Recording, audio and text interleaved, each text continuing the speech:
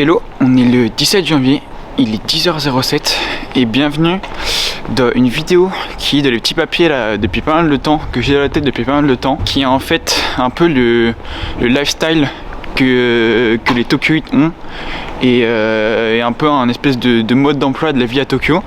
Donc dans cette vidéo vous retrouverez plein de clips que j'ai pris les dernières semaines et des clips aussi que je prendrai les semaines d'après pour mes dernières semaines ici à Tokyo. Et donc voilà, il y aura des fun facts, des anecdotes, mes quartiers préférés et voilà, une espèce de mode d'emploi de la vie à Tokyo, comment les Japonais sont, pourquoi ils sont comme ça, comment est le métro, la sécurité, la propreté de la rue, tout ça, c'est un peu un mix de la culture ici. Et donc voilà, malheureusement c'est la dernière vidéo de cette série, avant bien sûr le best-of qui va être juste extraordinaire. Là je suis en train de me lancer un peu de l'espèce de plan du best-of, l'élaboration et tout, qui va retracer voilà, tous mes moments ici. Il y aura des exclus, il y aura des moments déjà vus, ça va être trop bien. Et voilà, c'est la dernière vidéo classique, on va dire, des épisodes. Et restez branchés pour le best-of. Je vous laisse avec les rushs. Merci du soutien et bonne vidéo. Et on commence tout de suite avec la propreté de la rue. Pour moi, c'est un des trucs les plus flagrants que j'ai vu quand je suis arrivé ici. À quel point les rues sont nickel. Il n'y a pas un déchet qui traîne, pas un mégot de cigarettes, des canettes, des trucs de... Regardez, ils empaquent tous leurs déchets là-dedans.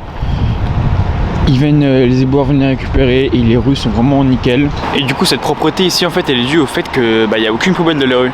Ce qui fait que quand vous baladez à Tokyo, parfois il peut arriver que vous restiez toute une journée avec les déchets que vous avez voulu jeter parce que y a pas de poubelle quoi. Vous pouvez marcher avec votre papier de sandwich, avec je sais pas ce que vous voulez et vous trouverez aucun endroit pour le jeter parce que les poubelles il n'y en a pas. Au Japon il y a un truc que j'ai appris à adorer, c'est les crêpes à la japonaise.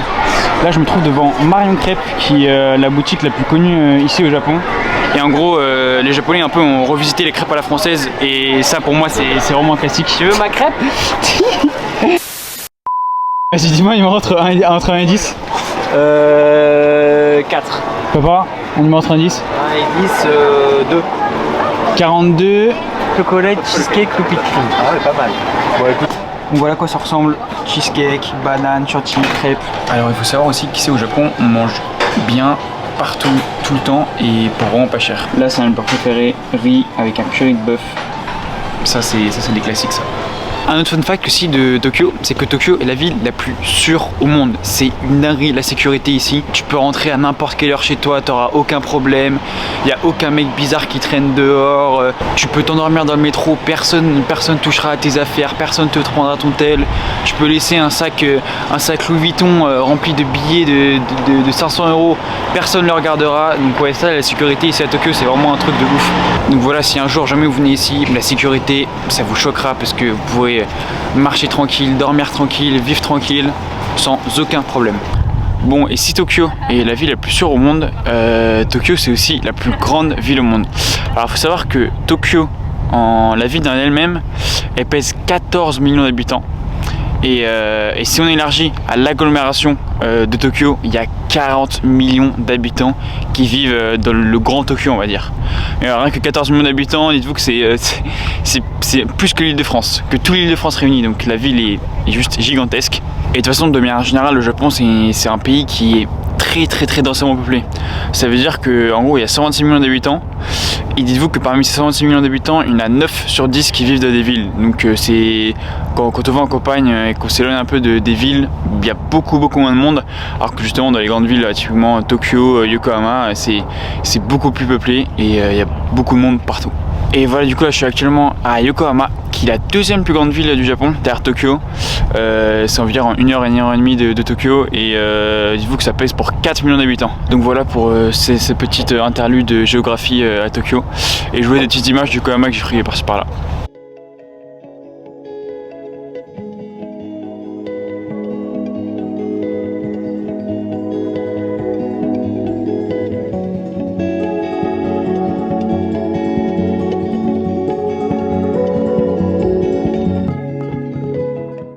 ça y est, on y est. Dernier repas à l'université malheureusement. Aïe aïe aïe aïe aïe. Comment je vais faire pour vivre sans vivre sans ce nan, sans ce curry, sans ce riz, sans ce lassi. Oh là là. Tout ça pour 4 €. On devra se passer malheureusement. J'y passerai la nuit avant de dormir, mais ouais. Dernier repas. Et voilà, salut les amis. On a fini les cours à l'université. Ces derniers jours, j'ai eu les derniers partiels. En japonais, je sais que j'ai tué ça. Donc j'ai déjà eu les notes là. J'ai tué ça, j'ai eu le maximum, ça c'est carré. Après pour les trucs en sciences politiques, bon on verra. Mais ouais, voilà, c'est passé à une vitesse folle. J'ai l'impression que je suis arrivé hier, mais voilà, ouais, 5 mois à l'université. Franchement, c'était vraiment pas la priorité de tous les trucs que j'avais à faire entre, je sais pas, visiter Tokyo, monter les vidéos, la prépa journalisme. C'était vraiment la dernière de mes priorités. Mais j'étais bien content de pouvoir être un étudiant, mettre de la pole à un étudiant international au Japon pendant ces quelques mois. Et puis voilà, maintenant on va profiter tranquillement de la fin du séjour. Et voilà, fini les cours. Un des trucs qui va le plus me manquer ici à l'université, c'est ça. Une vue sur tout Tokyo. Et ça continue juste aussi derrière, tout là-bas. Vous voyez tous les bâtiments qui s'enchaînent les uns après les autres. Au Japon, la probabilité de retrouver un objet perdu dépasse les 90%. Ça veut dire que si vous perdez un objet, que ce soit dans la rue, dans les transports, peu importe, vous avez énormément de chances de le retrouver. Au Japon, il y a deux religions principales. Il y a les bouddhistes et les shintoïstes. Même si la plupart sont dominants de bouddhistes, en vrai, beaucoup de japonais sont un peu les deux. Et ici, il y a globalement deux sports principaux, le baseball et le sumo. Bon, et là les amis, on passe à une partie très importante à Tokyo, c'est la nourriture. En fait, faut savoir qu'à Tokyo, il y a 150 000 restaurants. Donc c'est littéralement autant que tous ceux qu'on a en France, ce qui est littéralement énorme. Vous baladez de Tokyo, il y a des restaurants partout, toutes les deux rues, il y en a dans les gares, dans les centres commerciaux. Tu peux manger tout ce que tu veux, des sushis, restaurants indiens, du porc, du truc frit, truc végétarien, il y a littéralement tout le choix possible. Donc la nourriture, c'est vraiment un truc hyper important ici. Par exemple, typiquement, il y a 5000 restaurants de ramen, quoi, donc c'est vraiment aberrant. Et moi ici, j'ai deux plats que j'adore plus que tout, c'est le riz curry du restaurant indien et les ramen. C'est les deux plats que j'ai tués, j'ai séché pendant mes 5 mois ici. Et voilà, après, comme j'ai dit, il y en a pour tous les goûts. Et ouais, il y a aussi les yakiniku, vous l'avez vu à Kyoto, ça c'était une merveille. On avait viande illimitée pendant 1h30. Il y a les izakaya aussi. C'est pour les clubbers, ça c'est l'espèce de petits bars. On peut boire à volonté, je crois pour... moi j'avais payé 1000 yens, tu pouvais boire à volonté, donc c'était vraiment hyper bénéfique aussi. Et ouais, les restaurants sont généralement très peu chers, mais vous avez des quantités qui sont quand même un peu moins grandes, on va dire, qu'on a chez nous. Après forcément quand vous passez au Japon, vous passez au sushi. Mais il faut savoir que moi, en 5 mois là, j'ai mangé très peu de sushi, seulement 4-5 fois, parce qu'en fait les sushis c'est un élément de luxe. Faut pas croire que les sushis c'est 4 fois moins cher qu'en France, et ça reste quand même assez cher ici. Et les japonais on mange pas souvent, pas très souvent non plus, parce que ça reste vraiment un produit de luxe. Par contre, ce que les japonais mangent énormément, c'est du riz. Le riz, dites-vous qu'un japonais en moyenne par an il mange 60 kg de riz. Nous les européens c'est environ 5, donc ouais, le riz c'est plus qu'une religion. Autre fun fact d'ailleurs, les japonais pour dire riz, ils disent gohan ou meshi. Et ces deux mots là sont les mêmes mots qu'on utilise pour dire repas. Donc en gros ici, riz c'est égal à repas, quoi. Et voilà à peu près tout ce que j'ai à dire sur le pan nourriture ici au Japon. Malheureusement c'est pas un truc que j'ai non plus de ouf expérimenté. Ça veut dire que j'ai pas fait le meilleur ramen, le meilleur curry, j'ai pas fait tous les meilleurs trucs. Mais on va dire que voilà, moi j'ai mangé ce que je kiffais. Mais voilà, en général les plats c'est quand même vraiment pas du tout cher ici. Dites-vous que en moyenne tu payes entre 800 et 1200 yens un repas, donc entre 5 et 8 € pour un bon repas. Après vu que les japonais sont plus petits, plus fins et mangent beaucoup moins, forcément c'est des portions plus petites. Mais voilà, d'ailleurs justement le taux, dites-vous que le taux d'obésité ici il est de 5%. Et justement j'avais lu aussi dans les guides que en fait les Européens quand ils venaient ici ils perdaient souvent du poids parce que justement il y a des petites portions. Et aussi ce que font les japonais c'est qu'ils mettent souvent ce qu'il y a à manger dans plein de petits bols différents. Donc je sais pas, par exemple ils mettent le riz dans un bol, les légumes dans un autre, ils mangent pas trop en fait, ce qui fait que tu as l'impression psychologiquement de moins manger, alors que En vrai, pas forcément. Et du coup, voilà, les Européens ils perdent souvent du poids ici. Et je peux l'affirmer parce que j'ai perdu pas mal de poids ici, mais bon. Et les amis, quand je vous dis que le Japon est une société individualiste, c'est que c'est vraiment hyper individualiste. C'est-à-dire que là, par exemple, je suis au restaurant. Regardez, chacun mange de son côté, séparé par des espèces de trucs en plastique comme ça là. Il n'y a aucun contact, aucune personne qui se parle, bien qui se regarde, juste t'arrives, tu manges, dès que t'as fini de manger tu pars et il n'y a aucun aspect relationnel quoi. Et un truc que je trouve grave marquant aussi avec les Japonais, c'est que les Japonais sont des esthètes. Comme mon père dit, en fait ils aiment le goût des belles choses, ils aiment les beaux trucs. Là par exemple je suis dans une espèce de gala Lafayette japonais et vous voyez il n'y a que des beaux produits, il y a des beaux parfums. Là-bas il y a des belles caméras, des beaux appareils photo. Là-bas il y a des beaux couteaux, des belles lunettes. Ils aiment les beaux trucs, les belles choses. Et ça se ressent parce que les Japonais ils sont hyper clean sur eux, hyper propres, pas un truc qui dépasse. Ils font les choses bien. Et voilà, ils aiment, regardez-moi ça.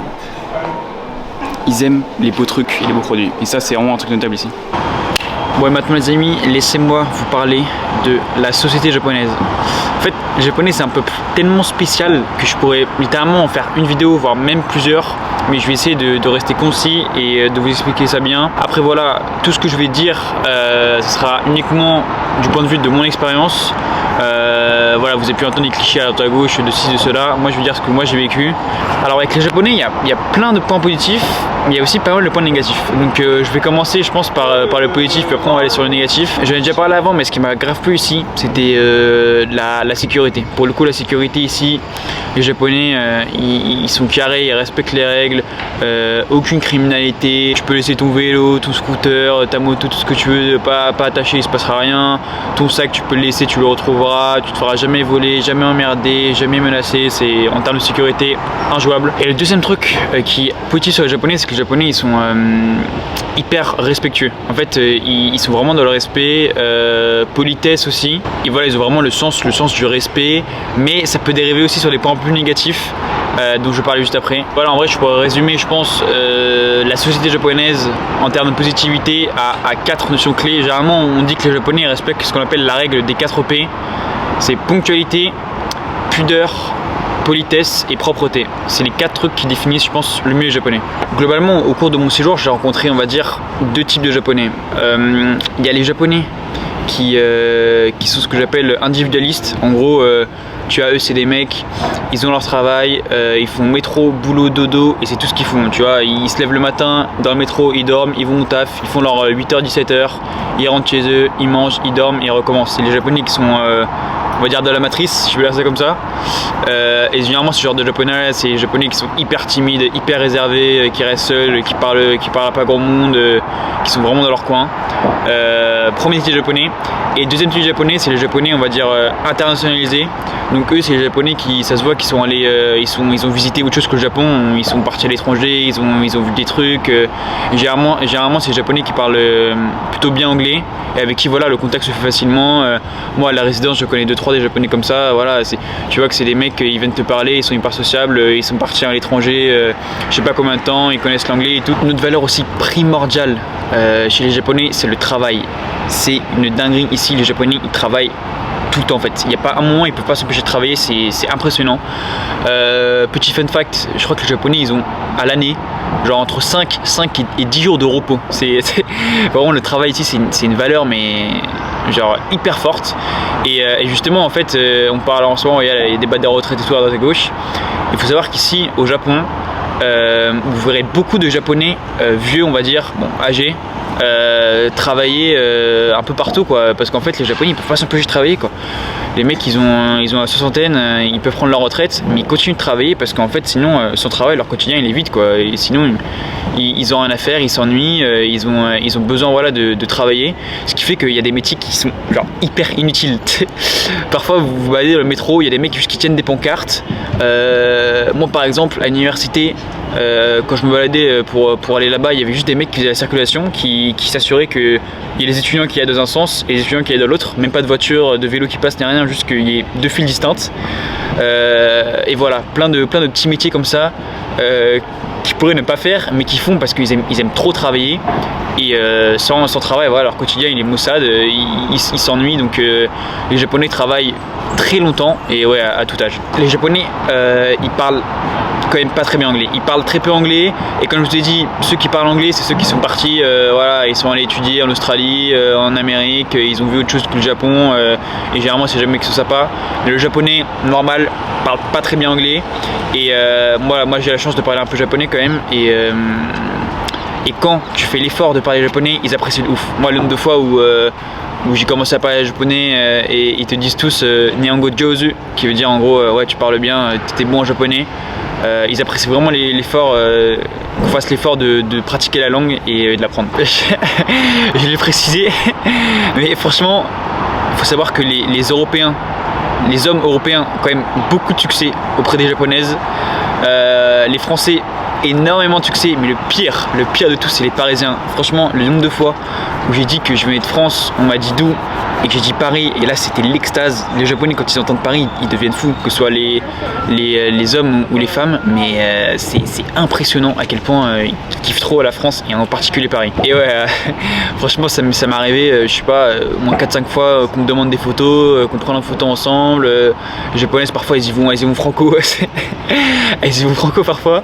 Et ouais, la cafétéria à l'université, ça te fait des coucous, ça essaie de te prendre en photo en secret et tout. Les Japonaises ont, j'ai l'impression, une espèce de culte avec les Français et surtout les Parisiens. Donc voilà, pour tous les Parisiens qui iront de passer à Tokyo, vous aurez beaucoup de succès avec les Japonaises, je peux vous le dire. Un truc que je ne soupçonnais pas du tout ici, c'est l'aspect mode. Les Japonais, ils ont un style qui moi me parle vraiment beaucoup. Ils sont hyper propres sur eux, les trucs c'est simple, c'est accordé, c'est propre.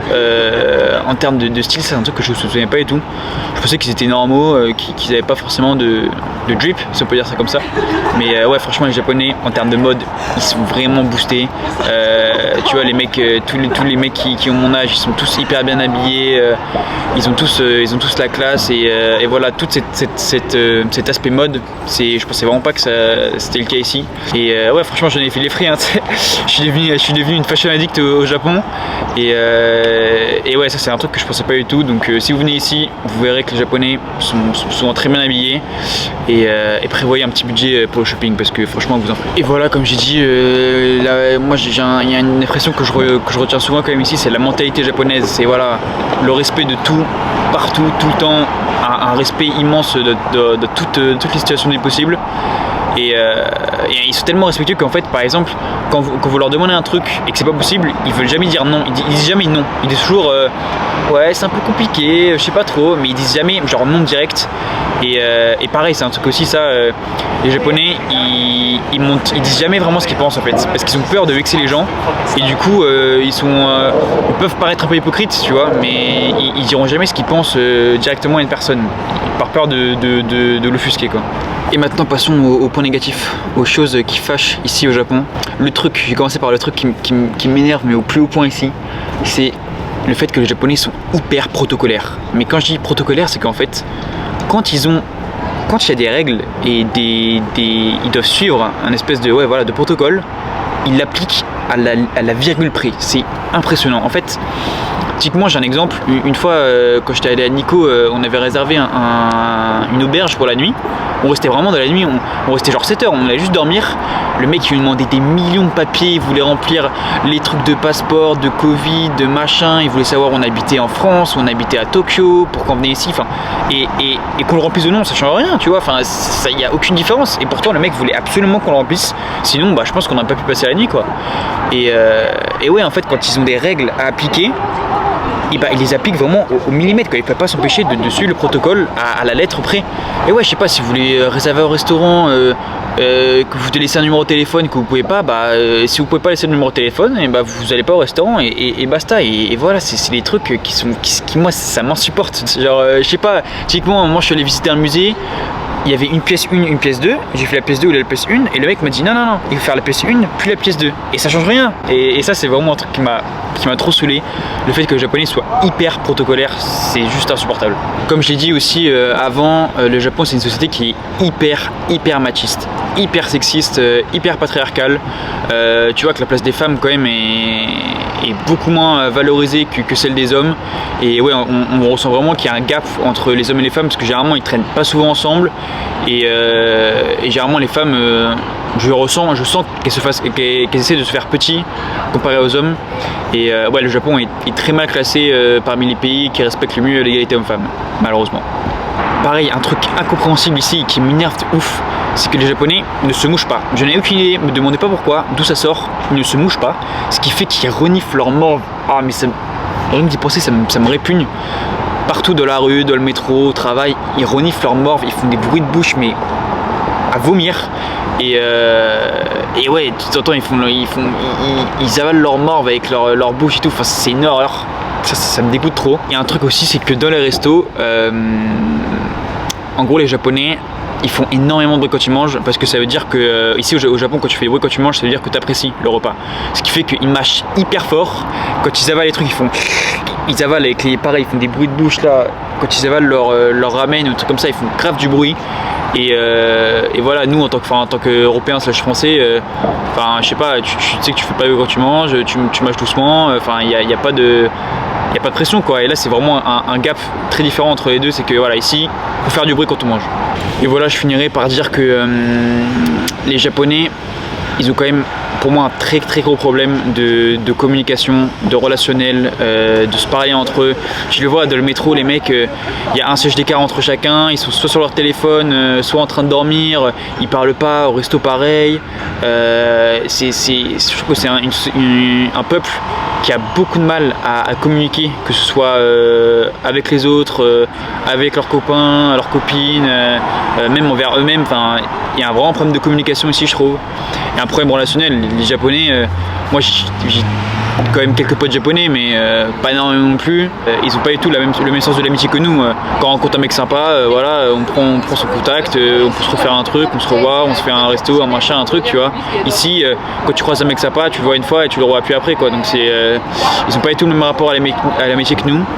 Et ouais, en termes de relationnel, communication, tout ça, ils sont vraiment zéro. Et ça, je pense que c'est sûrement dû au fait que c'est une société qui est hyper individualiste.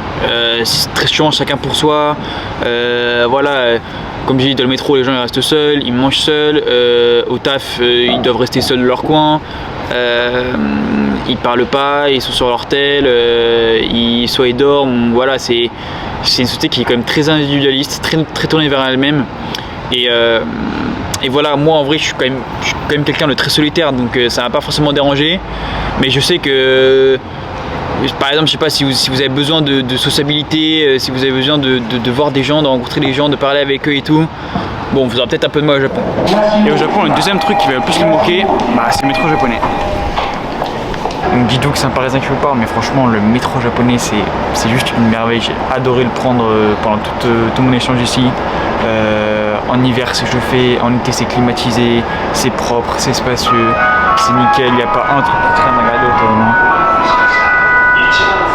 Le sol, tu pourrais manger dessus, les sièges là sont hyper clean, personne se pousse, personne se rentre dedans. Là regardez, tout le monde est espacé avec un siège.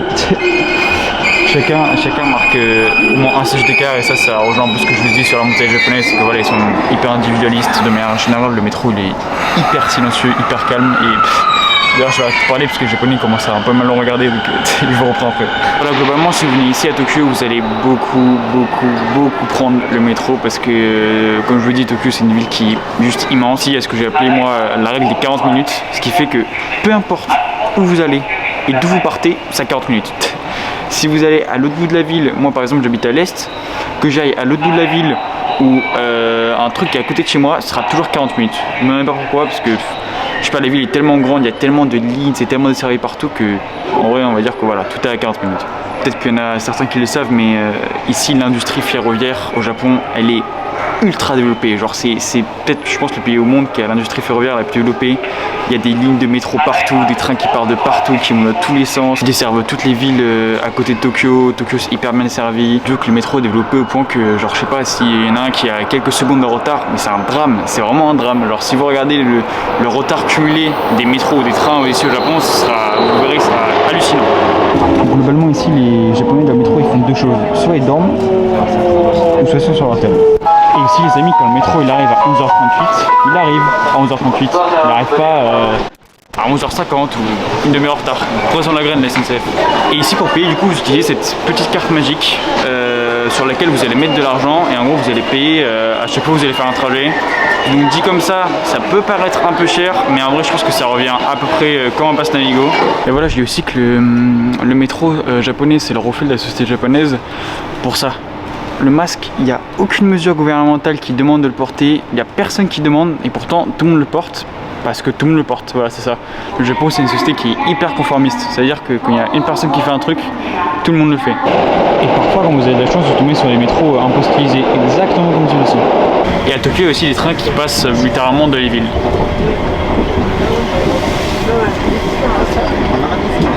Et les amis, j'ai souvent tendance à dire que pour moi, le métro japonais, c'est un peu le reflet de la société japonaise, dans le sens où en fait, regardez, tout le monde est assis, chacun de son côté, un siège d'écart, personne ne se parle, mais pour autant, genre, tout le monde est bien rangé, bien donné, bien organisé. Pareil, ici, vous verrez jamais de mecs venir faire la manche ou jouer de l'accordéon pendant une demi-heure, ça c'est impossible. Ici, un truc que je trouve hyper marquant, c'est que les Japonais, ils ne traversent jamais au rouge. Ils ne traversent jamais, c'est-à-dire qu'il peut y avoir des voitures qui passent, des vélos, n'importe quoi, mais il peut y avoir personne. Tu verras jamais quelqu'un qui va traverser au milieu du passage piéton alors que c'est au rouge. Mais franchement ici, ce qui va indéniablement le plus me manquer, c'est ça. Les kombini. Donc les kombini en fait c'est des espèces de petites supérettes qui sont ouvertes 24h sur 24 et 7 jours sur 7.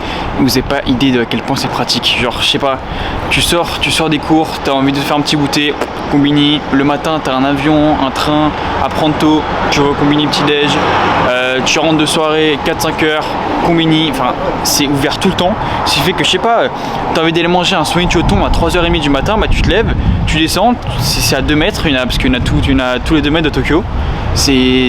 Tu vas, tu descends, tu prends ton soin choton et voilà quoi, c'est une praticité dingue. Sans aucune hésitation, c'est ce qui va largement le plus me manquer ici parce que tellement pratique. S'il y a des investisseurs qui regardaient par pitié ramener ça en France quoi. Et du coup ici à Tokyo il y a 3 enseignes qui dominent. Et on commence avec pour moi la moins bien des 3, 7-Eleven. Franchement ouais, les moins beaux produits, le moins de choix et ouais, franchement bon je dis pas que je déconseille mais pour moi c'est clairement la moins bien. Bon, après on passe à la deuxième meilleure qui est Family Mart. Franchement certains vous diront que c'est la meilleure, moi j'ai quand même mes réserves mais bon elle fait vraiment le taf et franchement grosse dédicace à leur Polyfree qui est vraiment une merveille. Et pour moi le meilleur, Lawson, franchement les meilleurs produits, le plus de choix, très peu déçu et ouais voilà c'est que pas mon avis mais pour moi le meilleur combini de Tokyo. Venez avec moi, je vais vous faire un petit top des meilleurs produits.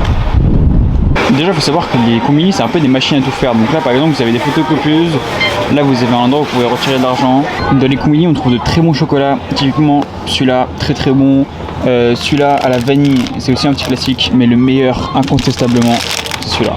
Ça c'est clairement les meilleurs chocolats des combini. Ah il y a ceux-là aussi, j'ai oublié, ceux-là ex-aequo, franchement énorme découverte il y a pas longtemps plus que j'ai fait, donc ouais ceux-là ex-aequo avec les autres. Ça aussi c'est un truc hyper connu ici à Tokyo, c'est en gros c'est une espèce de Mikado mais genre inversé, c'est-à-dire que en gros à l'intérieur il y a du chocolat et à l'extérieur il y a le gâteau et c'est vraiment très bon. Et après en termes de boissons franchement il y a tellement de choix que si moi j'ai adoré ça. Le milk tea, énorme classique, lemon tea aussi très bon, ça c'était vraiment mon classique, une espèce d'oasis pas trop sucré, hyper bon aussi. Là tout ce que vous voyez c'est les boissons qui sont réchauffées et là du coup mon petit classique c'était celui-là là.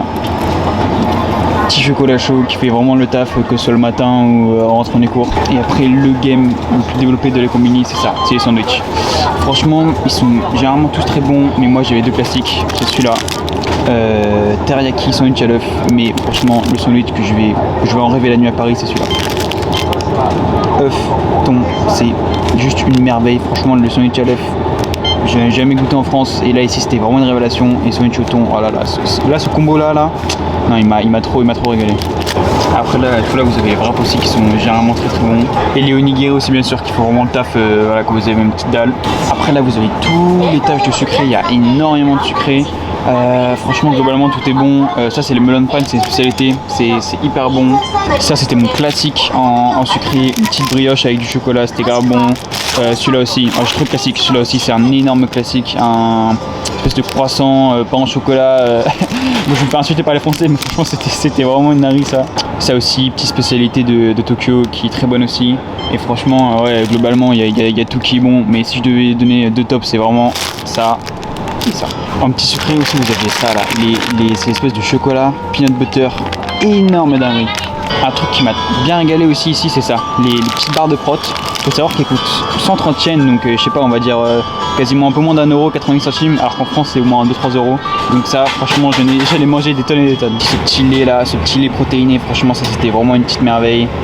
Très sucré, pas très protéiné, mais franchement, c'était un espèce de chocolat avec voilà 15 grammes de protéines et ça faisait vraiment le taf aussi. Pour tous mes clubbers de Tokyo, vous savez déjà. Ça là, le Strong Zero, c'est une espèce de genre de limonade alcoolisée à 9%, ça veut dire que tu sens rien, pour autant ça te tabasse. Et voilà, ça c'était vraiment le classique en soirée. C'est aussi la petite coupe de saké, franchement, les rares fois où j'ai bu ici, les 2 fois où j'ai bu ici, à chaque fois j'en ai pris une et franchement c'est très très bon. Et les amis, je finis par mon classique, des classiques. Forcément vous vous doutez, qui dit Japon dit Inu instantané, et parmi toutes celles que j'ai testées là, franchement je vais tester vraiment la blinde. Les meilleures c'était largement celle-là. Franchement, les nouilles au porc de Lawson, mais je vais en rêver la nuit tellement elles vont me manquer. C'était vraiment mon classique des classiques. Dès que j'avais un petit peu faim, dès que je savais pas quoi manger, c'était nouilles au porc de Lawson. Et franchement, merci pour les travaux. Quel énorme bébé. Voilà, après franchement, il y a tout autant de produits les plus what the fuck les uns que les autres. J'aurais pas tout testé, mais voici pour mon top. Et franchement, ça m'a trop manqué parce que j'avais mes petites habitudes là, mes petits classiques. Et ouais, il va falloir faire ça. Et voilà les amis, ça y est, on y est. À la fin de cet épisode de la chambre, là où tout a commencé. Je vais pas faire de bilan spécial de l'aventure parce que ça sortira dans la prochaine et pour le coup dernière vidéo. Je vais faire une espèce de film en gros de mon aventure ici, donc j'en parlerai plus là-dedans et rester vraiment branché parce que franchement ça va être incroyable. Je suis en train de le préparer là et ça va être vraiment génial. Donc restez branchés pour la toute dernière vidéo, le film de l'aventure qui retrace les 5 mois ici. Et du coup voilà pour cette petite vidéo lifestyle, mode de vie un peu à Tokyo. Franchement Tokyo c'est une ville génial, je suis trop content d'être venu ici. C'est une ville où on s'ennuie jamais. Franchement, j'aurais pu rester 1 an ici, que à Tokyo, sans m'ennuyer, parce qu'il y a des millions de trucs à découvrir. Il y a des quartiers, encore partout et plein de trucs à faire. C'est une ville qui bouge beaucoup et c'est vraiment trop bien. Et voilà, Tokyo, je sais pas, c'est tellement grand que, c'est un peu comme Paris. Il y a même pas de centre-ville en fait. C'est un ensemble de quartiers qui t'as l'impression que quand tu passes d'un quartier à l'autre, t'as l'impression que tu passes d'une ville à l'autre carrément. Les quartiers peuvent être vraiment différents parfois. Mais j'ai trop kiffé passer mon temps ici. Franchement, si je devais faire un petit top de mes quartiers, en 3, je mettrais Ueno. Pour moi, Ueno, c'est un peu un espèce de mini Tokyo. C'est un espèce de résumé de Tokyo en un quartier parce qu'il y a le parc, il y a un grand parc de jour qui est très sympa à faire. Il y a un grand marché, une grande avenue commerçante où ça vend des produits japonais. Il y a des grosses boutiques de shopping. Il y a des grandes avenues hyper lumineuses à la japonaise. Enfin, c'est un espèce de résumé de Tokyo. Enfin, moi, je trouve que c'est un quartier qui définit très bien Tokyo. Donc voilà, Ueno en 3ème. En 2ème, je mettrais bien Yanaka, le quartier de l'épisode 4. Yanaka, quartier hyper paisible, nature, un quartier que j'ai adoré faire, que j'ai malheureusement fait que 2 fois, mais j'ai vraiment adoré le faire. Une ambiance vraiment particulière qui se dégage là-bas, avec le cimetière, des rues hyper paisibles. Il y a vraiment une certaine ambiance. Et en premier, faire 2 quartiers en un, on va un peu tricher, avec Nakameguro et Daikinama qui sont, on va dire, vraiment à 2 minutes l'un de l'autre. Le quartier, on va dire, bobo chic, design de Tokyo, avec des boutiques hyper stylées, des belles rues passantes, les gens sont classe et tout, ça, c'est vraiment le bobo chic. Et voilà les amis, c'était la dernière vidéo de la série, on va dire. Et voilà, restez vraiment branchés pour le film qui va arriver là. Il sortira pas aujourd'hui, il sortira pas demain, mais il sortira et je peux vous dire que ça va être vraiment exceptionnel. Donc voilà, maintenant je vous laisse avec des petites vidéos que j'ai pris par-ci par-là, d'au revoir avec les copains, les derniers moments avec les copains, je vous laisse avec ça. Et puis il y aura sûrement un petit clip de mes derniers mois à Tokyo, comme vous en avez l'habitude. Voilà, merci beaucoup pour le soutien. Je vous fais plein de bisous et restez branchés parce que je vous assure que le dernier épisode, ça va être une merveille. Ciao. C'est bon, on a retrouvé la famille. Tout va bien, tout va bien.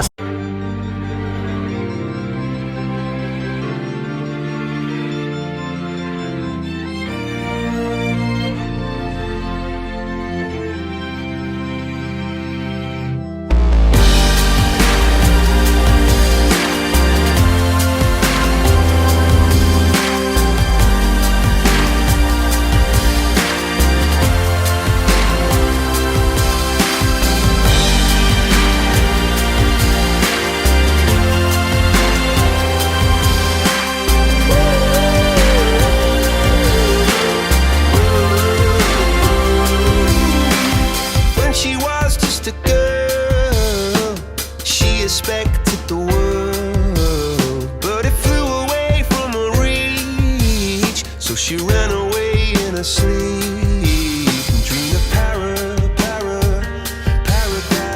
paradise.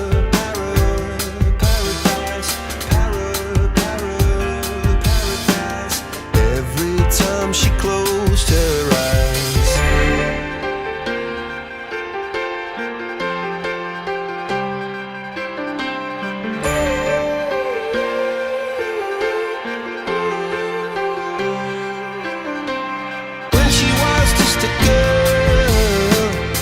Expected the world, but it flew away from her reach, and the bullets catching her teeth. Life goes on, it gets so heavy, the wheel breaks the butterfly. Every tear a waterfall. In the night, the stormy night, she closed her eyes. In the night, the stormy night, she flies and dream of paradise, paradise,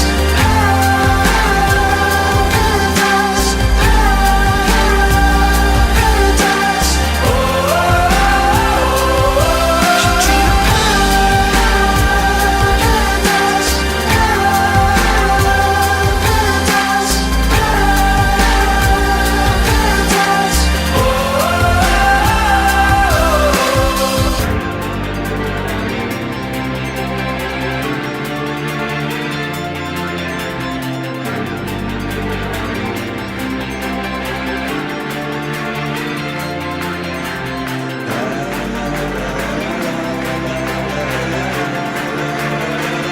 paradise. So lying underneath those stormy skies,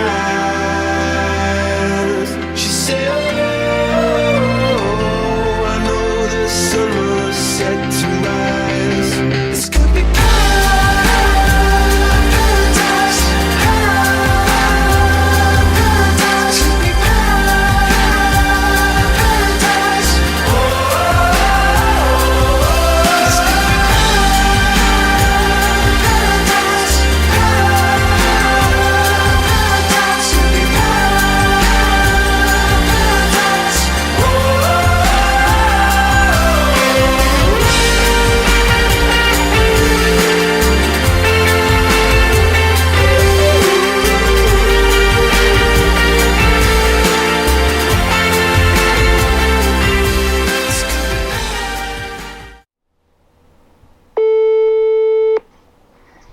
Attends.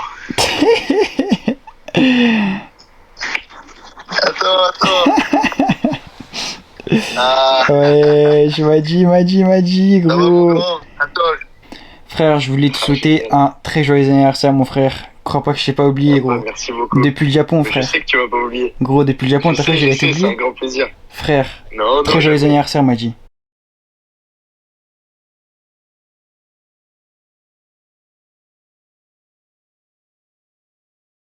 time to say goodbye, bro. I mean, I wish you the best for your future internship in maybe in Tokyo, Osaka, right? Yes. I wish you the best, man. It was a pleasure to meet you. Oui. Really nice guy, and hopefully we'll see each other. I don't know, in either Amsterdam or Paris. Pleasure to meet you too, man. You're a good Come guy, here, man. friend. Come here, friend. Hermanito, Man. la última vez que nos vimos es el tiempo de decir adiós. Era un muy buen tiempo contigo. Es un muy buen chico. Era un placer conocerte. Y pues podemos vernos en Argentina. Me voy, por seguro me voy en Argentina un día. Yes. Quedó la evidencia.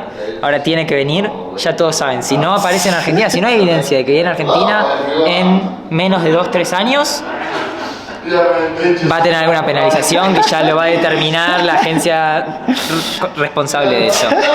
Tengo que irme en la chera de Messi. Bien. Y verte en Argentina. Te recibo, podés obviamente ser un invitado en mi casa. Siempre te voy a compartir las cosas de mi ciudad, llevar a todos lados. Estoy muy contento de que hayan elegido esta casa. Fue un placer conocerte. Contigo. Y bueno, compartir todos estos momentos. Y vamos a compartir más momentos en Argentina Sí, por seguro. y en Francia. En Francia también, y quería decir, te deseo el mejor por el futuro, por tu llegada en Argentina en los próximos meses. Y pues era un placer, hermano, y nos vemos en Francia, Argentina. Seguro, ¿vale? seguro. Wesh les gars, Ouais, les gars. la dernière soirée avec mon gars ADR. Et qui est l'éminence grise. L'éminence grise. Faut savoir que le gars ADR était très peu devant la caméra, mais derrière c'était vraiment mon frère à Ouais, Toyo. j'étais toujours présent. On s'est buté, c'était vraiment mon gars. Taillage, cafétéria. À l'université frère. Ça taillait. Non. Adèle, pas une cafétéria sans qu'elle se fasse tailler, ma gueule. Faut savoir que ce duo là, le duo chocolat blanc, chocolat noir, il a fait des ravages auprès des japonaises. Non, frère, je suis sûr, tu es japonaise qui faisait coucou là à la cafétéria. Ouais. Non, peut-être. ce duo là il est trop sexy. Et voilà, Maji, on se captera à Courbevoie, on se captera de 9D mon Et de toute frère. façon, pour notre vlog qui arrive au Nigeria. Au Nigeria, dans on y 5-6 ans. sera en 2026. Ouais, non, en 2028. 2028. Les gars, on sera au Nigeria en 2028. 2028, carré. vlog au Nigeria. On espère de se revoir, les gars, et en vrai, on est ensemble. Mon gars Que Dieu ADR. vous protège. Frérot, je suis hyper content d'avoir rencontré mon gars. Trop mon gars. On m'a dit. Mais portez-vous bien, continuez à regarder les vlogs d'Augustin, le boss, et on se Putain. revoit en 2028 pour le vlog au Nigeria. Au Nigeria, on sera. Ouais. Le cadre est mignon. Mehdi, malheureusement, c'est la dernière vidéo ensemble. Putain, frère, et Amine, j'ai l'impression que ça fait.